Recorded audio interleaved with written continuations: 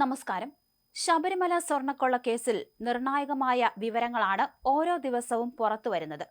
നിലവിൽ തന്ത്രി കണ്ഠരര് രാജീവരന്റെ വീട്ടിൽ നിന്ന് കണ്ടെടുത്ത വാജിവാഹനം തന്ത്രിക്ക് തന്നെ കുരുക്കായി മാറിക്കൊണ്ടിരിക്കുന്ന അവസ്ഥയാണ്. ശബരിമല പഴയ കൊടിമരത്തിലുണ്ടായിരുന്നതും തന്ത്രി കണ്ഠരര് രാജീവരുടെ വീട്ടിൽ നിന്ന് കണ്ടെത്തിയതുമായ വാജിവാഹനം പ്രത്യേക അന്വേഷണ സംഘം ഇന്നലെയാണ് കൊല്ലം വിജിലൻസ് കോടതിയിൽ സമർപ്പിച്ചത്. ശബരിമല സ്വർണ്ണക്കൊള്ള കേസിൽ തന്ത്രിയെ SIT അറസ്റ്റ് ചെയ്തതിനു ശേഷം ചെങ്ങന്നൂരിലെ വീട്ടിൽ റെയ്ഡ് നടത്തിയിരുന്നു. ഇവിടെ നിന്നാണ് സ്വർണ്ണപ്പണിക്കാരുടെ സഹായത്തോടെ പരിശോധിച്ച് വാജിവാഹനം കസ്റ്റഡിയിലെടുത്തത്. ക്ഷേത്രവുമായി ബന്ധപ്പെട്ട് തന്ത്രിയുടെ അവകാശ അധികാരങ്ങളെപ്പറ്റി കോടതിയിൽ വാദങ്ങൾ നടക്കാനിരിക്കെയാണ് വാജിവാഹനം കോടതിയിലെത്തിച്ചത്. ഇത് കൈവശം വയ്ക്കാനുള്ള അധികാരം തന്ത്രിക്കുണ്ടെന്നാണ് നേരത്തെ കണ്ഠരര് രാജീവര് അവകാശപ്പെട്ടതും.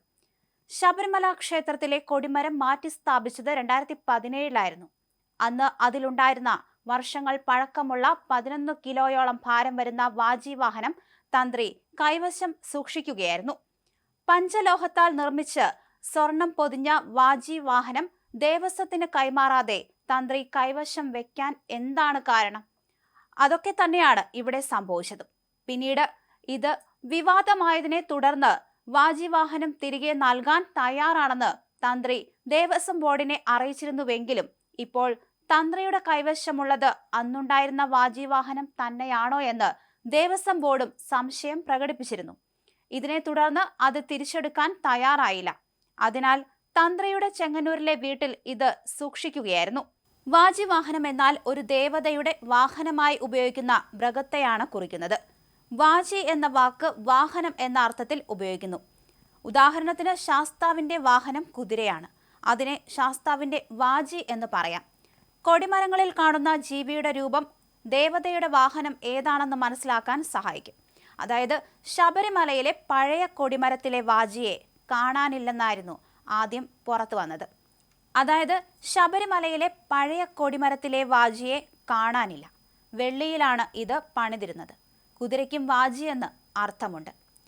ശബരിമല സ്വർണ്ണക്കൊള്ള കേസിൽ തന്ത്രപരമായ നീക്കത്തിനൊടുവിലായിരുന്നു തന്ത്രി കണ്ഠരര് രാജീവരെ അന്വേഷണ സംഘം അറസ്റ്റ് ചെയ്തത്.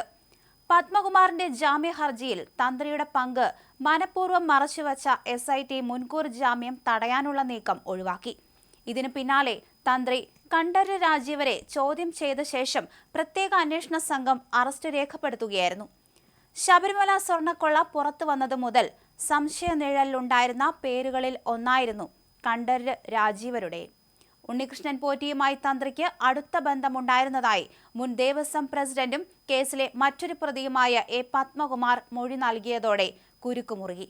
മാത്രമല്ല സ്വർണ്ണപ്പാളികൾ പുറത്തു കൊണ്ടുപോകാൻ അനുവാദം നൽകി തന്ത്രി നൽകിയ കുറിപ്പിലും ദുരൂഹതകൾ ഉയർന്നു. നേരത്തെ തന്ത്രിമാരായ കണ്ഠരര് രാജീവരിൽ നിന്നും കണ്ഠരര് മോഹനരിൽ നിന്നും SIT മൊഴി രേഖപ്പെടുത്തിയിരുന്നു. കഴിഞ്ഞ ദിവസം പുലർച്ചെ 4 മണിയോടെയാണ് കണ്ഠരര് രാജീവരെ ചോദ്യം ചെയ്യാനായി SITയുടെ മുന്നിൽ ഹാജരാക്കിയത്.